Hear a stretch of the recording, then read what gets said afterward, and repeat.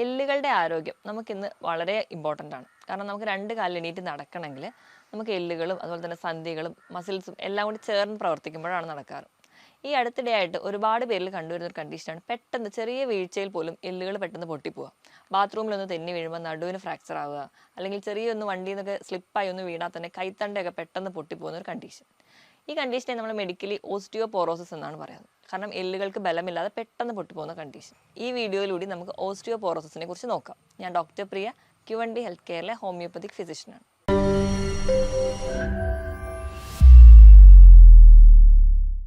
എന്താണ് osteoporosis? Osteoporosis എന്ന് പറഞ്ഞിട്ടുണ്ടെങ്കിൽ നമ്മുടെ സന്ധികളൊക്കെ ഉണ്ടാക്കിയിരിക്കുന്ന അല്ലെങ്കിൽ നമ്മുടെ എല്ലുകളൊക്കെ ഉണ്ടാക്കിയിരിക്കുന്ന കോശങ്ങൾക്ക് ഉണ്ടാവുന്ന വീക്ക്നസ്. കൂടുതലും ഈ ഒരു കോശങ്ങൾ എന്ന് പറഞ്ഞാൽ പ്രധാനമായിട്ടും കാൽസ്യം, ഫോസ്ഫറസ് പോലെയുള്ള ധാതുക്കൾ കൊണ്ടാണ് ഉണ്ടാക്കിയിരിക്കുന്നത്. അല്ലെങ്കിൽ അവരാണ് ഇവിടുത്തെ പ്രധാന ആൾക്കാർ. അപ്പം നമ്മുടെ പല കാരണങ്ങൾ, നമ്മുടെ ജീവിതശൈലിയിലുള്ള മാറ്റങ്ങൾ കൊണ്ടോ അല്ലെങ്കിൽ നമുക്ക് പല പോഷകക്കുറവ് കൊണ്ടോ പല കാരണങ്ങൾ കൊണ്ട് കൃത്യമായിട്ട് നമ്മുടെ ശരീരത്തിൽ കാൽസ്യം അല്ലെങ്കിൽ ഫോസ്ഫറസ് പോലെയുള്ള ധാതുക്കൾ എത്താതെ വരികയും അപ്പം അത് ദുർബലവരാവുകയും അത് പെട്ടെന്ന് പൊട്ടിപ്പോവുകയും ചെയ്യും.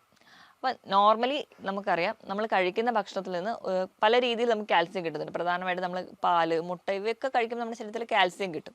അപ്പം നോർമലി ചെയ്യുന്നതെന്ന് വെച്ചിട്ടുണ്ടെങ്കിൽ നോർമലി നമ്മുടെ ബ്ലഡിൽ ഒരു മിനിമം കാൽസ്യം ലെവൽ വേണം. അത് മെയിൻറ്റെയിൻ ചെയ്യും. അതിൽ കൂടുതൽ കാൽസ്യം വരുമ്പം ഇത് എല്ലുകളിൽ പോയി അടിയുകയാണ് ചെയ്യുക. അതുപോലെ തന്നെ എപ്പോഴാണോ നമ്മുടെ രക്തത്തിൽ കാൽസ്യത്തിൻ്റെ ലെവൽ കുറയുക, ആ സമയം തൊട്ട് നമ്മുടെ എല്ലുകളിൽ നിന്ന് ഈ കാൽസ്യം ബ്ലഡിലേക്ക് വലിച്ചെടുക്കുകയും ചെയ്യും. അപ്പോൾ നമുക്ക് ആവശ്യത്തിന് ബ്ലഡിൽ കാൽസ്യം വരാത്തത് വരുമ്പോഴാണ് കൂടുതലും എല്ലിൽ നിന്ന് വലിച്ചെടുക്കുകയും അത് വീണ്ടും എല്ല് വീക്കായി പോകാൻ കാരണമാവുകയും അങ്ങനെ എല്ല് ദുർബലരാവുകയും പെട്ടെന്ന് പൊട്ടിപ്പോവുകയും ചെയ്യും. അപ്പോൾ ഈ ഒരു കാരണങ്ങളാണ് പ്രധാനമായും പറയുന്നത്. ഈ എല്ലിൻ്റെ ഉള്ളിലുള്ള മജ്ജ അല്ലെങ്കിൽ മാട്രിക്സ് എന്ന് പറയുന്നത് പ്രധാനമായിട്ടും ഒരു 30 വയസ്സ് വരെയാണ് അതിൻ്റെ ഒരു കംപ്ലീറ്റ് ഡെവലപ്മെൻറ്റ് നടക്കുന്നത്. അപ്പോൾ ഈ ഒരു പ്രായത്തിൽ നമുക്ക് എന്തെങ്കിലുമൊക്കെ ഉണ്ടാകുന്നത്, അതായത് നമ്മൾ ജനിച്ചു തൊട്ട് ഒരു 30 വയസ്സ് വരെ നമുക്ക് എന്തെങ്കിലും പോഷകക്കുറവോ അല്ലെങ്കിൽ മറ്റു പല കാരണങ്ങളും മറ്റു അസുഖങ്ങൾ കൊണ്ട് കൃത്യമായിട്ടൊരു കാൽസ്യം നമ്മുടെ ശരീരത്തിൽ കിട്ടാതെ വരുന്നത് കൊണ്ടാണ് കൂടുതലായിട്ടും ഇന്ന് ഓസ്റ്റിയോപോറോസിസ് എന്ന് പറയുന്ന ഒരു കണ്ടീഷൻ ഉണ്ടാകുന്നത്. നമുക്ക് ഓസ്റ്റിയോപോറോസിസ് ഉണ്ടാകാനുള്ള കാരണങ്ങൾ എന്തൊക്കെയാണെന്ന് നോക്കാം. ഒന്നാമത് അമിതവണ്ണം തന്നെയാണ്. അമിതവണ്ണം മറ്റു പല ജീവിതശൈലി രോഗങ്ങൾക്ക് ഒരു കാരണമാകുന്നത് പോലെ തന്നെ ഓസ്റ്റിയോപോറോസിസിന് കാരണമാകുന്നുണ്ട്. കാരണം ആവശ്യത്തിന് അമിതവണ്ണം എന്ന് പറയുമ്പോൾ നമുക്ക് നല്ല ഭക്ഷണങ്ങൾ കഴിച്ചിട്ടായിരിക്കണമില്ല ഈ ഒരു അമിതവണ്ണം വന്നത്. നമ്മൾ ഹൈ കലോറി ആയിട്ടുള്ള ഒരുപാട് മധുര പലഹാരങ്ങളും പാനീയങ്ങളും ഒക്കെ കഴിച്ചിട്ടായിരിക്കും കൂടുതൽ പേർക്ക് ഈ അമിതവണ്ണം ഉണ്ടാകുന്നത്. ഇങ്ങനെ അധികമായിട്ട് ഈ ഹൈ കലോറി ഫുഡായിട്ടുള്ള മധുര പലഹാരങ്ങൾ, പാനീയങ്ങൾ, കാർബണേറ്റഡ് ആയിട്ടുള്ള ഡ്രിങ്ക്സ്, കോഫി ഇതൊക്കെ കൂടുതൽ കഴിക്കുന്ന സമയത്ത് നമ്മൾ കഴിക്കുന്ന ഭക്ഷണത്തിൽ നിന്നുള്ള കാൽസ്യം കറക്റ്റായിട്ട് നമ്മുടെ ശരീരത്തിൽ എത്താതെ ഇരിക്കുകയും കാരണം ആ ഒരു കറക്റ്റായിട്ട് കാൽസ്യം അബ്സോർപ്ഷൻ നടക്കാതെ വരികയും ചെയ്യും. അപ്പോൾ ഇങ്ങനെ ഇത് ഒരു കാരണമായതുകൊണ്ട് തന്നെ വേണ്ട രീതിയിൽ കാൽസ്യം എത്തുന്നില്ല. പിന്നെ നമ്മുടെ ജീവിതശൈലി എന്ന് പറയുമ്പോൾ നമ്മൾ കൃത്യമായിട്ട് വ്യായാമമൊന്നുമില്ല. ഇപ്പം നമ്മുടെ ഒരു വീട്ടിലെ തന്നെ ഒരു റൂമിൻ്റെ വാതിൽ നല്ലപോലെ തുറക്കുന്നില്ല, അല്ലെങ്കിൽ എന്നും ഉപയോഗിക്കാതിരുന്ന് കഴിഞ്ഞാൽ കുറച്ച് കഴിയുമ്പോൾ തുറക്കുമ്പോൾ ഒരു സൗണ്ട് കേൾക്കും. ഇതുപോലെ തന്നെയാണ് നമ്മൾ പ്രത്യേകിച്ച് ജോലിയൊന്നും ചെയ്യുന്നില്ല, ആ ഒരു സെഡൻഡറി ലൈഫാണ് നമുക്കെങ്കിൽ നമ്മൾ പതുക്കെ നമ്മുടെ ജോയിൻറ്റ്സ് അല്ലെങ്കിൽ നമ്മുടെ ബോണൊക്കെ ചെറിയ ഒരു അനക്കങ്ങൾ പോലും അത് ഭയങ്കര ദുർബലരാവുകയും അത് പെട്ടെന്ന് പൊട്ടിപ്പോവുകയൊക്കെ ചെയ്യും. അപ്പോൾ കൃത്യമായിട്ടൊരു വ്യായാമം ഇല്ലാത്തത്, കൃത്യമായ ഒരു ഭക്ഷണ രീതി ഇല്ലാത്തത് കൊണ്ടൊക്കെ ഒരു കാരണമാണ്. ഇതോടൊപ്പം തന്നെ നമ്മൾ കഴിച്ച ഭക്ഷണത്തിൽ നിന്ന് കാൽസ്യം, ഇപ്പം നമ്മൾ ഒരുപാട് കാൽസ്യം അടങ്ങിയ ഭക്ഷണങ്ങൾ കഴിക്കുന്നുണ്ട്, പക്ഷേ എന്താ ഡോക്ടറെ എൻ്റെ എല്ലുകൾ ഇത്ര വീക്കാവുന്നതെന്ന് പലരും ചോദിക്കാറുണ്ട്. അപ്പോൾ ഈ കഴിക്കുന്ന ഭക്ഷണത്തിൽ കാൽസ്യം ഉണ്ടായതുകൊണ്ട് മാത്രമായില്ല, നമ്മൾ കഴിക്കുന്ന ഭക്ഷണത്തിൽ നിന്ന് കാൽസ്യം അബ്സോർബ് ചെയ്ത് അത് ശരീരത്തിന് വേണ്ട രീതിയിലാക്കാൻ വേണ്ടി വൈറ്റമിൻ ഡി വേണം. അപ്പോൾ പലരും ഇന്ന് പല കാരണങ്ങൾ കൊണ്ട് വെയിലത്തിറങ്ങാതെയും കൂടുതലും ഒരു വീടിൻ്റെ ഉള്ളിൽ ഇൻഡോർ ആയിട്ടാണ് നമ്മൾ കൂടുതൽ ആക്ടിവിറ്റീസ് ഏർപ്പെടാറ്. കുട്ടികളാണെങ്കിൽ പോലും ഫുള്ളി എൻഗേജ് ചെയ്യുന്ന ഇൻഡോർ ഗെയിംസിലോട്ടാണ്. നമ്മൾ പുറത്തൊന്നും വെയിൽ കൊള്ളാത്തതിൻ്റെ ഭാഗമായിട്ട് കൃത്യമായിട്ടൊരു കാൽസ്യം മെറ്റബോളിസം കിട്ടുന്നില്ല. അതുവഴി നമുക്ക് കാൽസ്യത്തിൻ്റെ ഡെഫിഷ്യൻസി ഉണ്ടാവാം. ഇതോടൊപ്പം തന്നെ നമ്മൾ പ്രായമാകുമ്പോൾ നമ്മുടെ ശരീരത്തിലെ എല്ലാ കോശങ്ങളും അതോടൊപ്പം തന്നെ പ്രായമായിക്കൊണ്ട് വരിക. അപ്പോൾ അവർക്കുണ്ടാകുന്ന നോർമൽ ആക്ടിവിറ്റീസ് അല്ലെങ്കിൽ നോർമലായിട്ട് ചെയ്യാൻ പറ്റുന്ന പല ഫംഗ്ഷൻസും കൃത്യമായി നടക്കാതെ വരികയും അതുവഴി നമുക്ക് ഈ ഓസ്റ്റിയോപോറോസിസ് ഉണ്ടാവാം. അതുപോലെ തന്നെ സ്ത്രീകളുടെ കേസ് എടുക്കുകയാണെങ്കിൽ ഞാൻ ആദ്യമേ പറഞ്ഞു, ആർത്തവ വിരാമത്തോടു കൂടിയാണ് കൂടുതലും സ്ത്രീകളിൽ ഓസ്റ്റിയോപോറോസിസ് കാണുന്നത്. കാരണം പീരീഡ്സ് നിൽക്കുന്നതോടെ നമ്മുടെ ശരീരത്തിൽ ഈസ്ട്രോജൻ എന്ന് പറയുന്ന ഒരു ഹോർമോണിൻ്റെ അഭാവം വരികയും അപ്പോൾ കറക്റ്റായിട്ട് നമ്മൾ കാൽസ്യം അടങ്ങിയ ഭക്ഷണം കഴിച്ചാൽ പോലും കറക്റ്റായിട്ട് ഒരു മെറ്റബോളിസം നടക്കാതെ വരികയും അതുവഴി അവർക്കൊരു കാൽസ്യം ഡെഫിഷ്യൻസി വരുന്നു. അത് നമുക്ക് ഓസ്റ്റിയോപോറോസിസിലോട്ട് പോകുന്നുണ്ട്. ചില അസുഖങ്ങൾ കാരണമാണ്, ഇപ്പോൾ ഹൈപ്പർ തൈറോയിഡിസം പോലെയുള്ള കണ്ടീഷൻസ് കൊണ്ട് വരാറുണ്ട്. അതല്ലാതെ തന്നെ ചില കിഡ്നി രോഗങ്ങൾ കൊണ്ട് കിഡ്നി രോഗങ്ങൾ ഉണ്ടാകുമ്പോൾ അവിടെ ഈ പറഞ്ഞ പോലെ ഒരു വൈറ്റമിൻ ഡിയുടെ ഒരു അഭാവം വരുന്നുണ്ട്. അതോടൊപ്പം തന്നെ കാൽസ്യം ഡെഫിഷ്യൻസി വന്നിട്ട് കിഡ്നി രോഗങ്ങളുള്ളവർക്കും ഈ ഒരു കാൽസ്യത്തിൻ്റെ അഭാവം വന്ന് ഓസ്റ്റിയോപോറോസിസ് കാണാറുണ്ട്. ഇതൊക്കെയാണ് പ്രധാനപ്പെട്ട കാര്യങ്ങൾ. ഇതല്ലാതെ തന്നെ മദ്യപാനം, പുകവലി പോലെയുള്ള ശീലങ്ങളുള്ളവരാണെങ്കിൽ ഈ ഒരു ശീലങ്ങളൊക്കെ ഉണ്ടെങ്കിൽ നമ്മുടെ ശരീരത്തിൽ എപ്പോഴും ഒരു ടോക്സിക് സബ്സ്റ്റൻസ് ആണ് ഉണ്ടാവുക. അവർ കൃത്യമായിട്ട് നമുക്ക് വേണ്ട വസ്തുക്കളൊന്നും അബ്സോർബ് ചെയ്യാൻ അനുവദിക്കാതെ വരികയും അതിൻ്റെ ഭാഗമായിട്ട് കാൽസ്യം ഡെഫിഷ്യൻസി വരാറുണ്ട്. ഇപ്പോൾ ഈ ഓസ്റ്റിയോപോറോസിസ് അല്ലെങ്കിൽ കാൽസ്യം ഡെഫിഷ്യൻസി പ്രധാനമായിട്ടും പ്രൈമറി ആയിട്ടും സെക്കൻഡറി ആയിട്ടും നമുക്ക് ഡിവൈഡ് ചെയ്ത് പറയാം. പ്രൈമറി എന്ന് പറഞ്ഞു കഴിഞ്ഞാൽ നമ്മുടേതായ ചില തെറ്റുകൾ കൊണ്ട് അല്ലെങ്കിൽ അങ്ങനെ ഒരു ബേസിക് കോസ്, ഇപ്പം അമിതവണ്ണമുള്ളവരാണെങ്കിൽ അല്ലെങ്കിൽ അവരുടെ ഫുഡ് ഹാബിറ്റുകൾ കൊണ്ടോ ഈ ഒരു കാരണങ്ങൾ കൊണ്ടാണ് അവർക്ക് കാൽസ്യം ഡെഫിഷ്യൻസി വരുന്നതെങ്കിൽ നമ്മൾ അതിനെ പ്രൈമറി എന്നാണ് പറയാറ്. അപ്പോൾ സെക്കൻഡറി എന്ന് പറഞ്ഞാൽ ചില കണ്ടീഷൻസും ഉണ്ട്. ചില ക്യാൻസർ രോഗങ്ങളോ അല്ലെങ്കിൽ കിഡ്നി ഡിസീസ്, കുഷൻസ് ഡിസീസ്, അങ്ങനെ പല കിഡ്നി രോഗങ്ങളുടെ ഭാഗമായിട്ട് അവർക്ക് കാൽസ്യം ഡെഫിഷ്യൻസി വരുന്നു. ചില മെഡിസിൻസ്, ഇപ്പോൾ കീമോതെറാപ്പി ഒക്കെ കഴിഞ്ഞ് ചില മെഡിസിൻസ് ഒക്കെ എടുക്കുന്നവർക്ക് അതിൻ്റെ ഭാഗമായിട്ട് വരികയാണെങ്കിൽ നമ്മൾ അതിനെ സെക്കൻഡറി എന്നാണ് പറയാറ്. ഇങ്ങനെ പ്രധാനമായിട്ടും നമ്മൾ രണ്ടായിട്ട് ഡിവൈഡ് ചെയ്തിട്ടാണ് കൂടുതലും ഓസ്റ്റിയോപോറോസിസിൽ ഉണ്ടാകുന്ന കാൽസ്യം ഡെഫിഷ്യൻസിനെ പറയാറ്.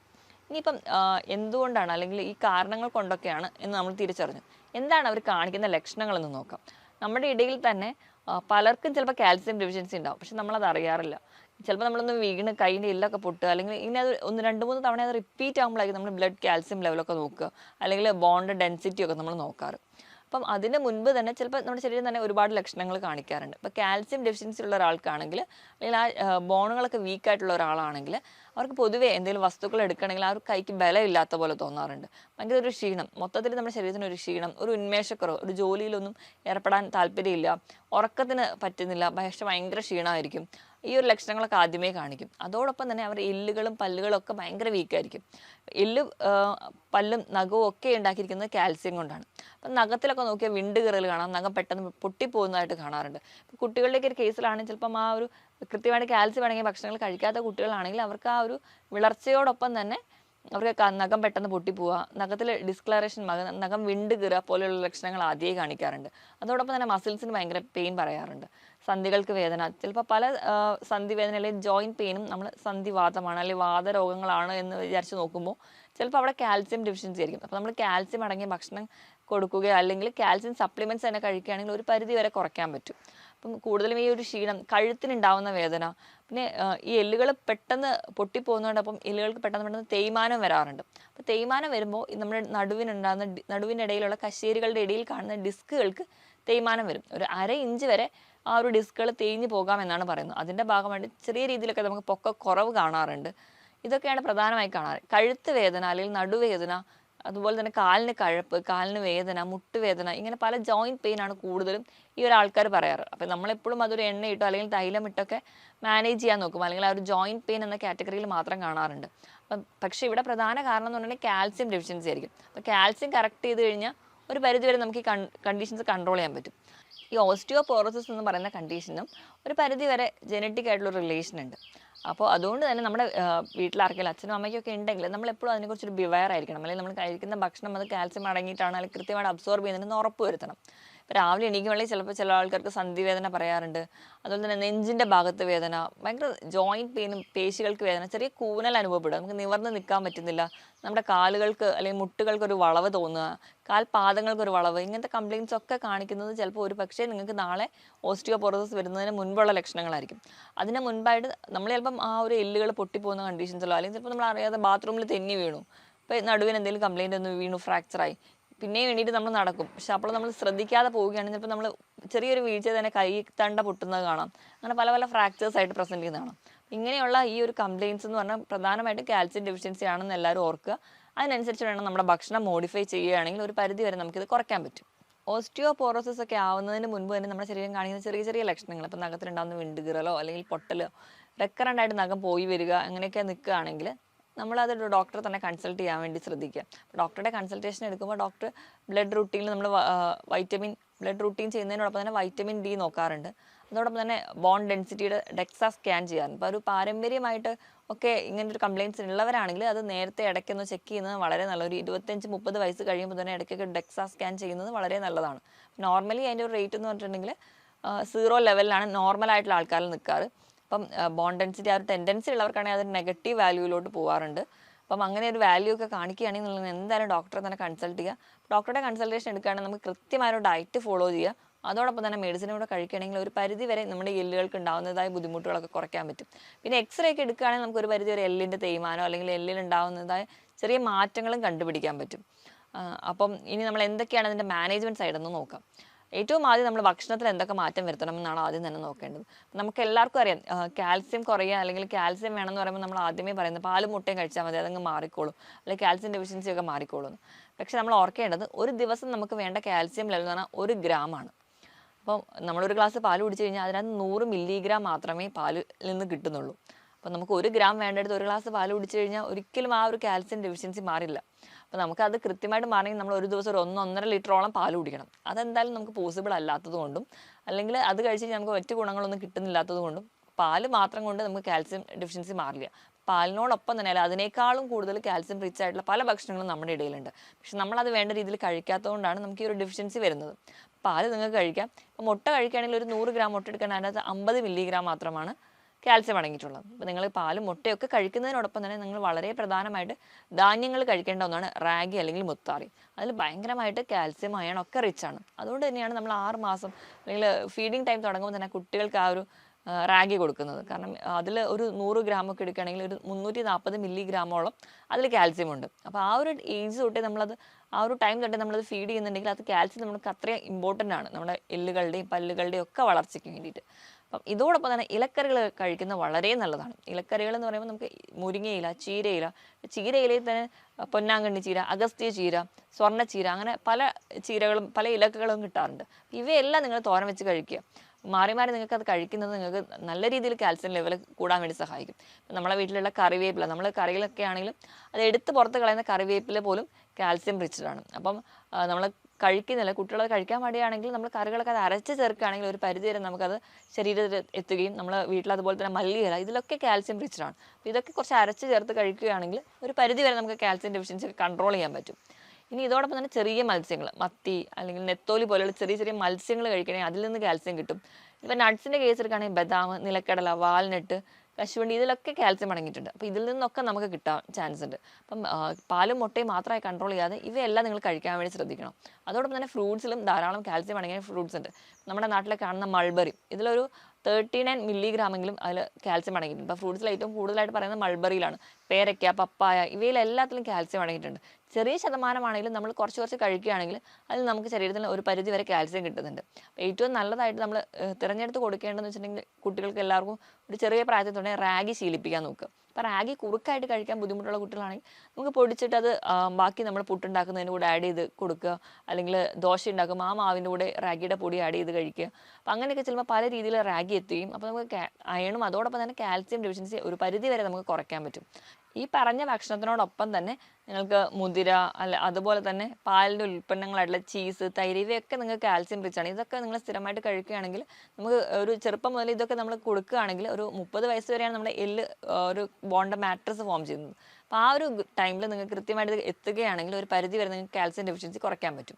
ഇനി ഇതോടൊപ്പം തന്നെ ചെറിയ മത്സ്യങ്ങൾ, നട്ട്സ് ഒക്കെ കഴിക്കുകയാണെങ്കിലും ഒരു പരിധി വരെ നിങ്ങൾക്ക് കാൽസ്യം ഡെഫിഷ്യൻസി കുറയ്ക്കാൻ പറ്റും. ഇനി നമ്മൾ കാൽസ്യം അടങ്ങിയ ഭക്ഷണം മാത്രം കഴിച്ചതുകൊണ്ട് കൃത്യമായിട്ട് ഇതിൻ്റെ ഒരു അബ്സോർഷൻ നടക്കണമെന്നില്ല. അതിനോടൊപ്പം തന്നെ നമുക്ക് വൈറ്റമിൻ ഡി വളരെ അത്യാവശ്യമാണ്. അപ്പം ഒരു ദിവസമെങ്കിലും നിങ്ങളൊരു 10 മിനിറ്റെങ്കിലും അതിന് വേണ്ടി ടൈം സ്പെൻഡ് ചെയ്യാം.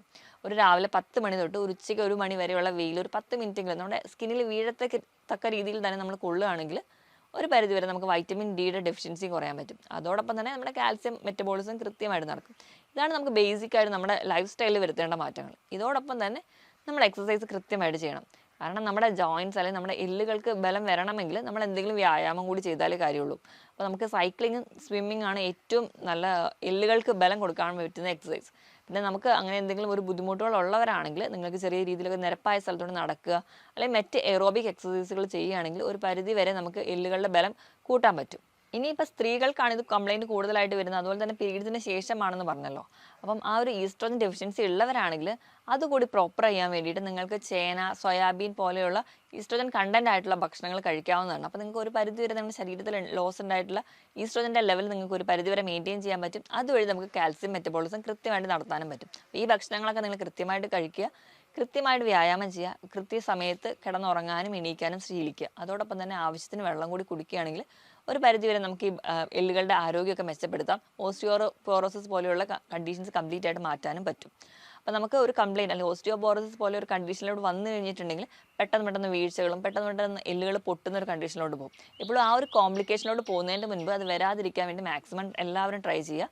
ഞാൻ ഈ പറഞ്ഞ കാര്യത്തിൽ എന്തെങ്കിലും ഡൗട്ട് ഉണ്ടെങ്കിൽ നിങ്ങൾക്ക് താഴെ കാണുന്ന നമ്പറിൽ കോൺടാക്ട് ചെയ്യുക. മറ്റൊരു ഹെൽത്ത് ടോപ്പിക്കുമായിട്ട് വീണ്ടും കാണുന്നത് വരെ നന്ദി.